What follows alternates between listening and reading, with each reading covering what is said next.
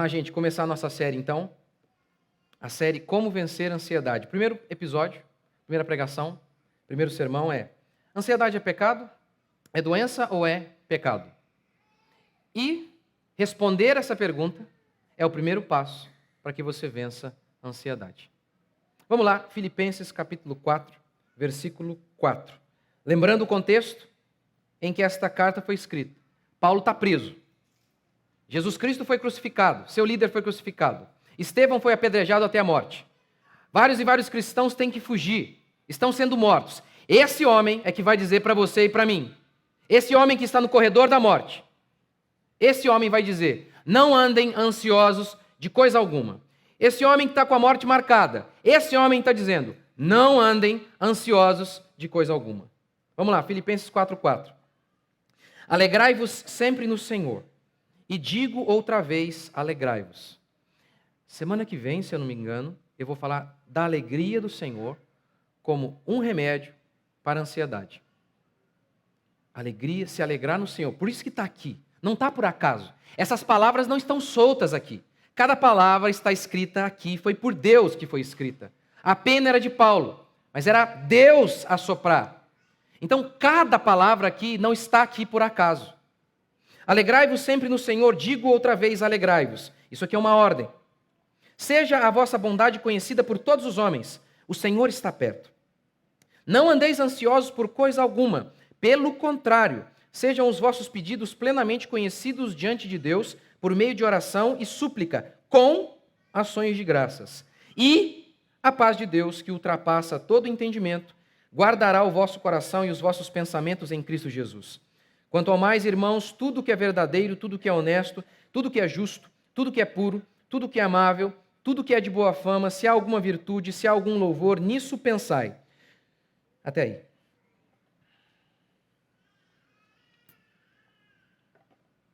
E se o candidato ruim ganhar? E se o meu filho não se ajeitar na vida? E se a empresa quebrar? E se a doença vier? E se são as palavras do ansioso? O ansioso construiu uma casa no amanhã. E nesse amanhã do ansioso só existe uma estação: a estação das chuvas. É apenas assim que o ansioso vislumbra o amanhã, de maneira negativa. Os homens hoje têm buscado em muitos lugares a cura, menos em Cristo Jesus. Menos em Cristo Jesus. Parece que até os próprios pastores não creem que Cristo pode fazer isso aqui, conceder uma paz que excede todo entendimento. Eles parecem que não creem que mesmo no corredor da morte, alguém pode terminar seus dias como Paulo terminou, de cabeça erguida, dizendo: combati o bom combate, guardei a fé, completei a carreira. Nunca o homem foi tão rico, nunca a humanidade foi tão próspera, nunca o homem foi tão tecnológico, nunca houve tantos remédios para supostamente tratar a ansiedade, nem existia. A psicologia, como ciência, passa a existir miraculosamente a partir do século XIX. Nunca houve doutores para tratar os problemas da alma. Mesmo assim, nunca o homem foi tão ansioso. Nunca. A revista Super Interessante traz a seguinte matéria: epidemia de ansiedade. E vai colocar o Brasil no topo da corrida, da competição dos mais ansiosos. 9,3% da população brasileira sofrem do que eles dizem transtorno de ansiedade. Transtorno. Mas, como os Estados Unidos querem sempre nos vencer, alguns dizem que os Estados Unidos são o país mais ansioso do mundo. É o que pelo menos declara Max Lucado no seu livro O Fim da Ansiedade. Ora, que coisa. Ele diz o seguinte: nos Estados Unidos o problema da ansiedade só perde para abuso de álcool e de drogas. É uma epidemia. Durante a pandemia, nunca se comprou tanto ansiolítico, tanto remédio para tratar a ansiedade. Muitos cristãos têm recorrido à psicologia. Muitos e muitos e muitos. John MacArthur vai dizer que os cristãos estão usando os conceitos da psicologia para tratar a ansiedade. Ora, pastor, não consultamos um médico para operar o nosso coração? Sim. Primeiro que psicologia não é ciência. Eles mentem e fingem e brincam que são cientistas, mas não são. Alguns chamam e dizem que eles estão fazendo alquimia. Primeiro, podemos sim operar coração com médico, porque Jesus não deu nenhuma orientação sobre artérias, mas ele falou especificamente sobre ansiedade. A Bíblia não é um livro científico, apesar de estar certa cientificamente. A Bíblia não é um livro sobre receita de bolo, porque alguns dizem isso, na Bíblia não se dá receita de bolo, mesmo assim a gente aproveita de receita de bolo lá fora. É verdade? Só que o problema é que a Bíblia é um livro sobre o comportamento humano, e a psicologia trata do comportamento humano. Só há um jeito de recorrer à psicologia, negando a suficiência da Escritura. Porque a Escritura trata exatamente de ansiedade, de angústia, de problemas de comportamento em casa, de depressão. A Bíblia trata disso. John MacArthur cita no seu livro a história de uma moça que estava acima do peso. O nome dela era Glória. Ela procurou uma clínica de psicologia cristã. Não existe psicologia cristã. Não vou conseguir provar isso aqui, nesses dias. Não, acho que um pouco sim vou falar sobre isso. Ela foi para lá, uma clínica de psicologia cristã para tratar sua obesidade. John MacArthur resume assim a história dela. Ali foi o começo de um pesadelo. Uma revista relatou o caso da moça assim: anos após ter confiado em psicólogos cristãos para ajudá-la a emagrecer, ela pesa mais do que antes. As lembranças das infâncias de Glória tornaram-se distorcidas na visão de um inferno na terra. Parece muito amoroso chamar de doença. Vários e vários problemas que a Bíblia chama de pecado, de falta de fé, de falta de sabedoria. Parece muito amoroso. Mas na realidade é uma algema. É uma algema que esses homens estão colocando em você. Parece muito duro chamar de pecado. Sim, a verdade ela costuma ser bem dura, mas é a mesma que nos liberta. Portanto, escute-me em nome de Jesus. Escute-me. Talvez você é exatamente como a mulher hemorrágica descrita na Bíblia, que foi a vários e vários médicos, despendeu muito dinheiro, indo de mal a pior. De mal a pior. A gente aprendeu que há falsários na igreja. E se esqueceu que há falsários em todos os lugares. Há muitos falsos doutores que lucram com a nossa miséria, que lucram com o fato de que nunca estamos curados. Um paciente curado é um paciente a menos, é uma consulta a menos, é um remédio a menos. Eu quero mostrar para você que Cristo é suficiente. Que Cristo é suficiente. Há 20 anos eu acompanho pessoas dos mais variados lugares.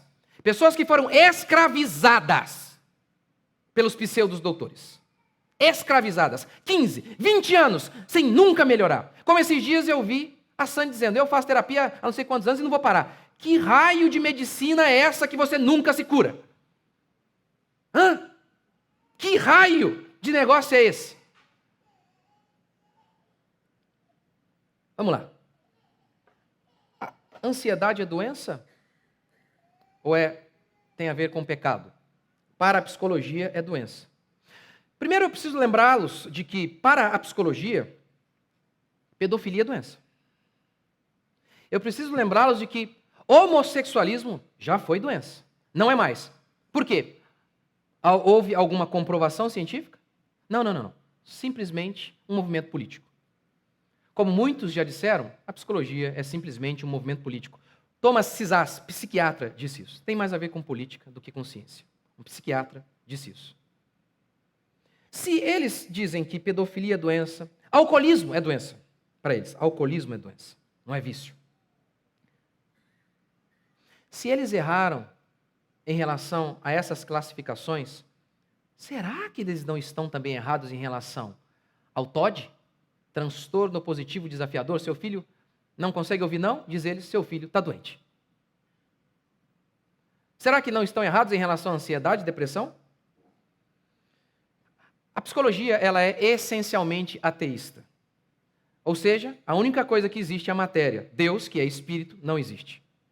Dessa forma, eles tentam dar um ar científico, tentando explicar sempre os nossos problemas com alguma causa física.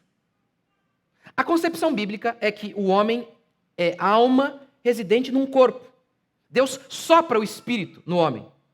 A matéria já estava pronta, é assim que Gênesis descreve. A matéria já estava pronta, Deus fez o homem do pó da terra, mas não havia vida nele ainda, porque Deus não havia soprado nele. Deus então sopra, aí há vida, aí há alma, espírito, consciência. A alma, o espírito e a consciência, que é essa coisa imaterial, é a sede das emoções, dos comportamentos do ser humano. Imaterial. Tratar com uma coisa física, algo imaterial, é o mais elevado dos absurdos. O mais elevado. Mas para eles, o homem é apenas uma matéria. Então, por exemplo, eles acreditam mesmo, sabia? Que a ansiedade, ela está em uma parte do seu corpo. Serotonina. Serotonina. Essa foi uma tese que também é associada com a depressão. Joseph Jacob saiu com essa tese, de que um desequilíbrio químico, e na época para ele era a falta de noradrenalina, um desequilíbrio químico seria a causa da depressão, ansiedade. Provou? Ele provou alguma coisa? Óbvio que não. Óbvio que não.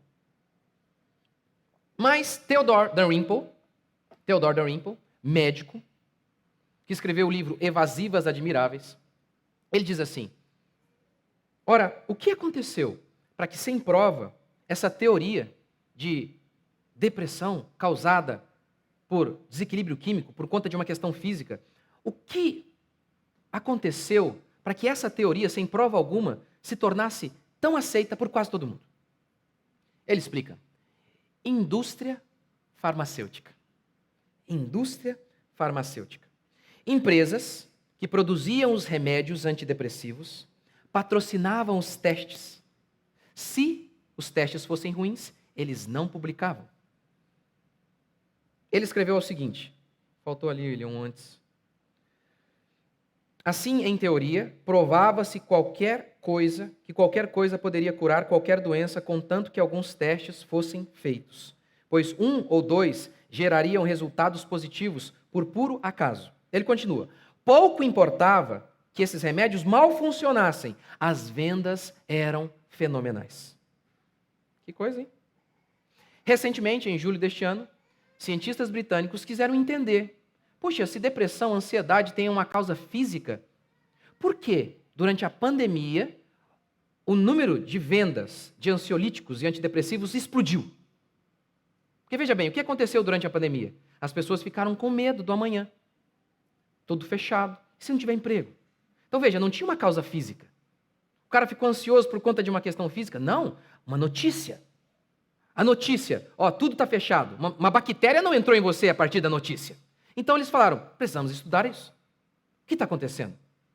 E revelaram um estudo muito interessante. Recente agora. É interessante porque eu falava isso já há algum tempo. E aí, em julho, veio aí um estudo muito interessante. Depressão não é causada por baixo nível de serotonina, diz estudo. Não há evidências convincentes de que a depressão esteja associada a baixas concentrações ou atividade de serotonina. A popularidade da teoria do desequilíbrio químico da depressão coincidiu com um enorme aumento de uso de antidepressivo. Que coisa legal! Hã? Você sabe que já há muitos e muitos psiquiatras e psicólogos sérios que reconhecem que há uma pressão da indústria farmacêutica para tornar tudo doença. Por quê? Como declara o documentário Psiquiatria e Indústria da Morte, se há 30 doenças, há 30 maneiras de lucrar. Se há 300 doenças, há 300 maneiras de lucrar. Há 300 maneiras. Veja isso aqui. Isso aqui é uma propaganda de 1944. Sabe o que está escrito aí? Não sei se vocês vão conseguir ler, mas eu leio para vocês. Está escrito assim, ó. Tem uma mãe ali com um bebezinho, está vendo? A mamadeirinha, sabe o que tem na mamadeira? Leite condensado. É sério. É sério. Isso aqui é sério. Veja. A pureza do leite moça e seu elevado teor vitamínico fazem com que ele seja um produto muito indicado para a alimentação infantil na falta do leite materno. Propaganda. Soa ridículo para você hoje? Soa? A indústria alimentícia dizendo que leite moça é saudável para vender mais. E na psicologia, acontece o mesmo ou não? O que você acha? O que você acha? E se eu contar para você que os próprios psiquiatras reconhecem isso? Que há uma pressão da indústria farmacêutica para classificar tudo como doença para ganhar mais dinheiro. Sabe quem diz isso? Sabe quem diz isso? Allen Francis. Ele foi diretor responsável pelo DSM-4. DSM é um manual que classifica doenças mentais. É a Bíblia dos psiquiatras. Não sou nem eu quem define assim. Eles mesmos definem. É a Bíblia da psiquiatria e da psicologia. Transformamos problemas cotidianos em transtornos mentais, disse ele. Ele que redigiu o DSM-4, já estamos no DSM-5. Veja o que ele disse. É um psiquiatra, tá? O DSM-4 acabou sendo um dique frágil demais para frear o impulso agressivo e diabolicamente ardiloso das empresas farmacêuticas no sentido de introduzir novas entidades patológicas. Entendeu a figura? DIC, lembra do DIC? Uma represa, o DIC é um muro de contenção aqui. Aqui estão as empresas querendo vender remédio. E ele está dizendo, o DSM-4 foi um DIC muito fraco, uma parede fraca, não aguentou. A indústria querendo criar novas entidades patológicas, ou seja, aumentar o número de doenças. Para quê? Para vender mais. Que coisa. Sabe uma outra teoria de que a doença seria uma questão física, ansiedade? A amígdala cerebral maior. Em 2013, na Universidade de Stanford, o Dr. Vinod Menon, professor de psiquiatria, descobriu, por meio de ressonância magnética, que algumas pessoas possuíam amígdalas cerebrais maiores que a média. Essas pessoas que tinham amígdalas cerebrais maiores que a média também tinham ansiedade, mas também tinham uma infância traumática. Veja bem. Ainda que identifiquemos ali, essa pessoa aqui tem baixa de serotonina. Vem escrito ali, aqui jaz a infelicidade, na serotonina. Você tem que fazer inferências, é ou não é? Você tem que fazer várias e várias inferências. Aqui, por exemplo. Primeiro que nem eram todas, que tinham a amígdala cerebral maior. Mas as pessoas que tinham ansiedade também tinham uma infância traumática. E se, essa é uma grande possibilidade, e se você tem um problema físico justamente por conta de um problema emocional? Porque a gente já sabe disso em relação, por exemplo, à gastrite. A ansiedade, o medo, pressão, afeta o seu físico. Isso já é fato. Todo mundo sabe disso. Você sabe disso. Você não fica lá ansioso diante de algo e aí não afeta o seu corpo, como que a questão emocional afeta o seu corpo? E se é justamente o inverso aqui? Mas nem eles mesmos vão por aí assumindo que é uma questão meramente física. Por exemplo, alguns doutores vão chamar de transtorno a ansiedade, né? Eles explicam exatamente assim, o que seria o transtorno da ansiedade para uma ansiedade comum? Na realidade, são bem dúbios, costumam ser bem confusos. Eles são sempre confusos, bem confusos. Mas um psicólogo explicando a tese era mais ou menos assim. Você vê um urso, você fica com medo, normal. E é mesmo. Você está vendo um urso ali, se você não ficar com medo, você é louco. Você vê um urso, normal. Agora, sabe o que seria ansiedade ou um transtorno de ansiedade? Nem tem um urso, mas você já está com medo. E se o urso aparecer? Não, peraí, pô. Não é transtorno, é um problema. Isso. Mas é um problema. Por que você define como doença? O fato de que inúmeras pessoas não sabem lidar com os perigos desta vida, com o amanhã. Como que ele classifica como doença? É simplesmente um absurdo, mesmo porque é a partir de Charcot e Freud que essa jogada acontece. Começaram a chamar os problemas mentais de doença sem nenhuma prova. Thomas Szasz, no livro O Mito da Doença Mental, ele é psiquiatra e ele fala de o mito da doença mental. Um cérebro pode ficar doente? Óbvio. Isso é óbvio. Agora, a alma, o comportamento humano tem problemas. Problemas. E problemas graves, muitas vezes. Gravíssimos, mas doença. Chamar comportamento de doença. Ora, é simplesmente um absurdo. O próprio DSM-5 nem trabalha essas hipóteses aí para classificar o que é ansiedade. O que diferencia transtorno de ansiedade para ansiedade, de acordo com o DSM-5? Página 541. Se for excessivo, se a sua ansiedade for excessiva, aí é transtorno. Não. Por quê? É alguém que não sabe lidar com algo e aquilo se perpetua. Então, tudo que a gente não sabe lidar e se perpetua é doença. Há várias outras coisas que nós não sabemos lidar e elas continuam. É classificado como doença? E qual seria o critério, veja bem, para determinar quando é excessivo, então? E quando que é excessivo? Quando que é ansiedade excessiva? Página 542. O médico é que vai definir. Está vendo o critério? Qual que é o critério? O médico. Página 242. A determinação do quanto a ansiedade é excessiva é feita pelo clínico. Que raio de critério é esse?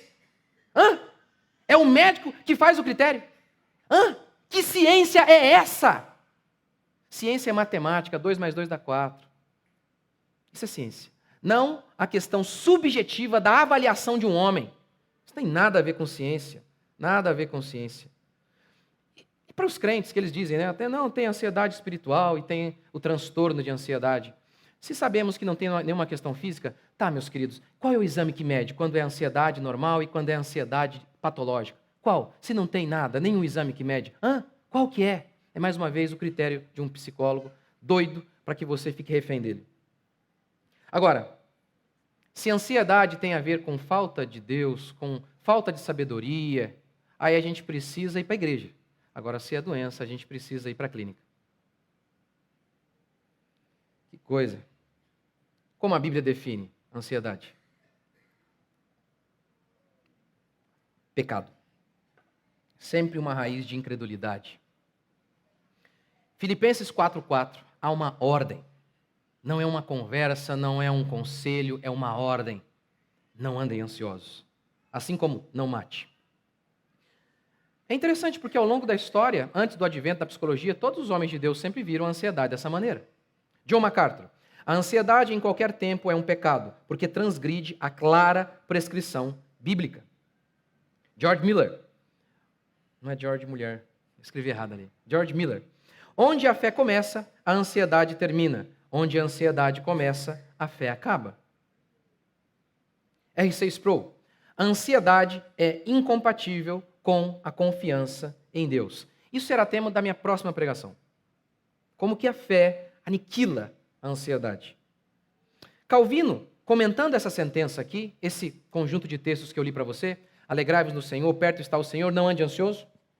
Ele explica que a confiança nisso é o que nos leva, a confiança no fato de que perto está o Senhor, é o que nos leva a não ficar ansiosos. E é a ignorância quanto ao fato de que Deus está perto que nos leva a andar ansiosos. A ignorância da providência de Deus é a causa de toda impaciência. E aqui a palavra impaciência ele está usando no sentido de ansiedade.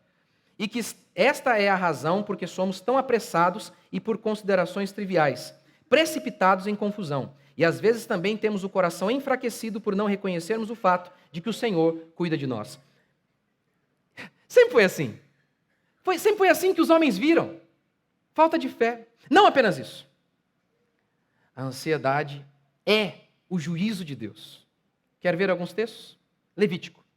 Uma série de maldições estão sendo liberadas ao povo se o povo pecar. Deus está dizendo, se vocês obedecerem a minha lei, eu vou abençoar vocês. Se vocês me desobedecerem, eu vou amaldiçoá-los. Uma das maldições é essa aqui. Quanto aos que de vós ficarem, porque os outros eu vou espalhar pelo mundo. Quantos aos que de vós ficarem, eu lhes meterei no coração tal ansiedade nas terras dos seus inimigos, que o ruído de uma folha movida os perseguirá.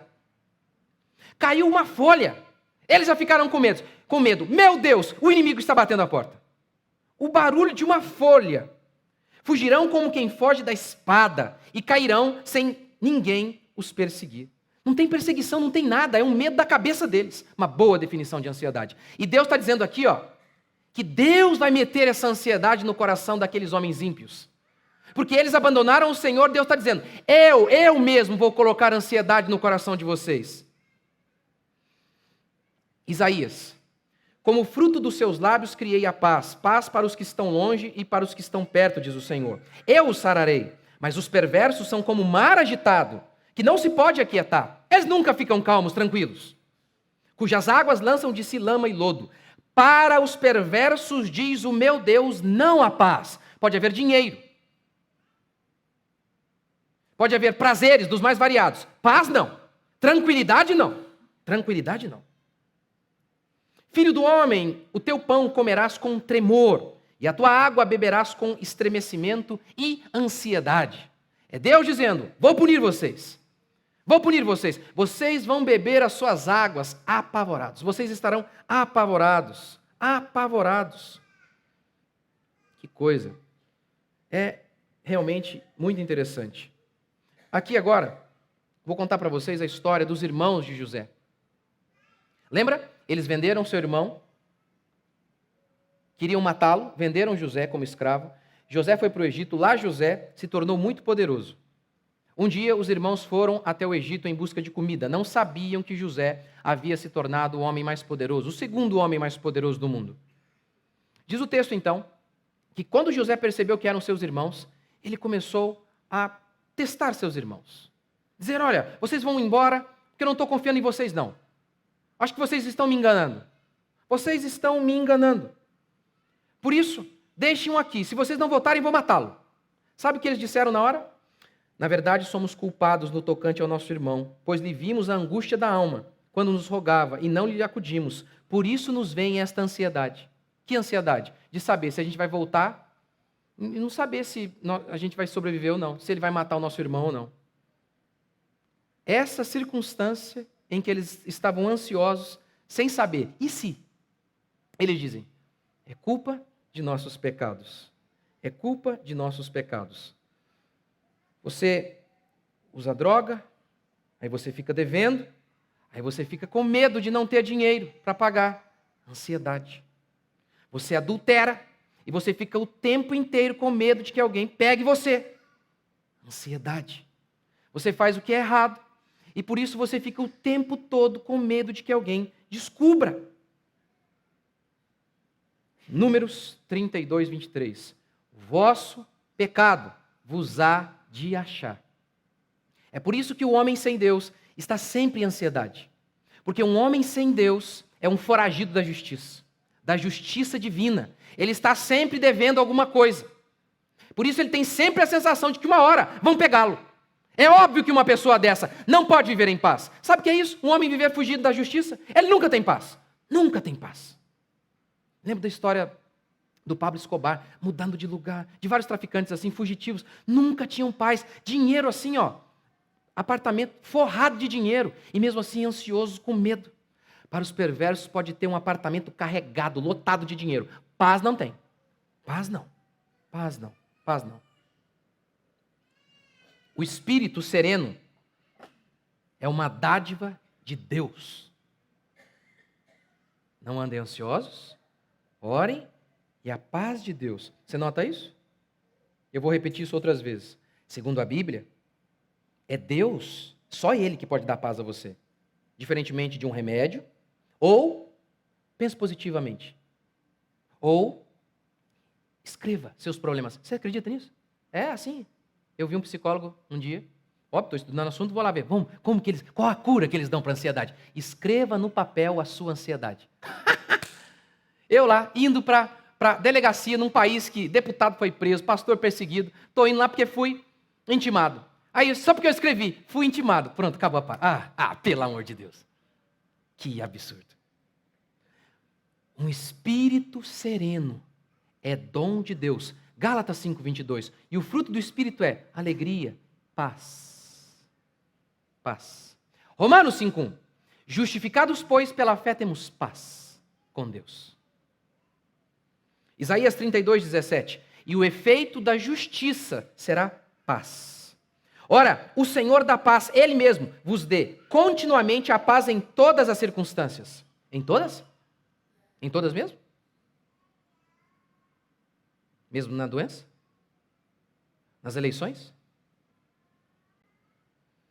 Mas, pastor, eu tenho crises absurdas de ansiedade.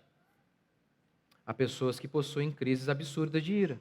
Chegam até a matar outras pessoas. Nem por isso deixou de ser pecado. Pastor, mas eu não queria, às vezes, não queria ficar assim e acabo ficando.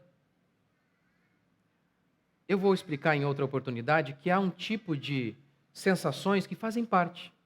Fazem parte. Você vai dar uma palestra, um frio na barriga. Normal. Isso é normal. Normal, coisa mais normal. Eu vou explicar isso em outras pregações. Mas alguns dizem, não, pastor, mas eu não consigo deixar de ser ansioso. Pastor, eu não controlo isso. Os gays também dizem que não conseguem controlar. Há pessoas com impulsos terríveis. Impulsos terríveis. Eu me lembro de um rapaz que dizia assim, eu não consigo controlar, quando eu vejo uma carteira, eu roubo. Impulsos? É sério? Ora, o fato de que você tem impulsos terríveis e fortes também não, de forma alguma, te exime de culpa. Eu já caí várias vezes na ansiedade, e só por isso. Eu lembro que um dia, falando sobre isso lá, uma pessoa falou, eu sou crente e já caí em ansiedade. E daí? Davi era crente e adulterou. Então, o fato de que você cometeu um erro, chancela de que não é mais erro? Que raio de argumento é esse? O mundo gira em torno de você. Já que você teve ansiedade, então, a partir de agora, amém, ajoelhemos diante de vós. A ansiedade não é mais ansiedade, porque você teve. Que coisa, hein? Que coisa. Não, pastor, mas eu não consigo. Ninguém consegue. Você não viu aqui? Você não leu? Você leu ou não leu? Não ande ansioso, ore, e Deus, é Deus quem faz. O fato de que você não consegue, não é uma autorização para você continuar assim. É uma prova de que você precisa se refugiar em Cristo. Sem mim, nada podeis fazer. Mas aquele que habita no esconderijo do Altíssimo, descansa. Descansa. Essa é a promessa do Evangelho. Se você orar e você buscar, a paz que excede o entendimento vai tomar conta da sua alma. É isso que vai acontecer. E eu vou lembrar vocês pela milésima vez. Eu vou contar tantas outras histórias, eu estou encerrando. Vou contar uma outra. Pastor Martin Lloyd Jones, comentando esse texto, narra uma história interessante. Um casal tinha uma filha missionária que foi viajar a pregar o Evangelho. E ela ficou doente. E eles, de alguma maneira, não conseguiam orar para que ela fosse curada. E eles oraram, e ela veio a falecer. Então, eles disseram assim, não sei explicar, mas uma estranha paz, apesar de toda a angústia, tomou conta de nossos corações. A paz que excede o entendimento. É o ímpio olhar e falar, como que você pode ter paz num ambiente desse? Como? Excede o entendimento humano, a capacidade humana, as limitações humanas. É Jesus dormindo no meio da tempestade. Não andem ansiosos. Perto está o Senhor. Orem com ações de graças e a paz de Deus, que excede o entendimento, vai guardar o vosso coração. Ou isso é verdade, ou então a Bíblia está errada. Não, mas eu orei. Ou você não orou direito, não orou bastante, ou a Bíblia está mentindo. E é óbvio, a gente sabe onde está o problema. Não é aqui. É aí? É aqui. Porque o Senhor é fiel. O Senhor não é homem para mentir. A promessa dele é verdadeira. Ele guarda o coração do seu povo. Você crê? Vamos orar? Vamos ficar de pé?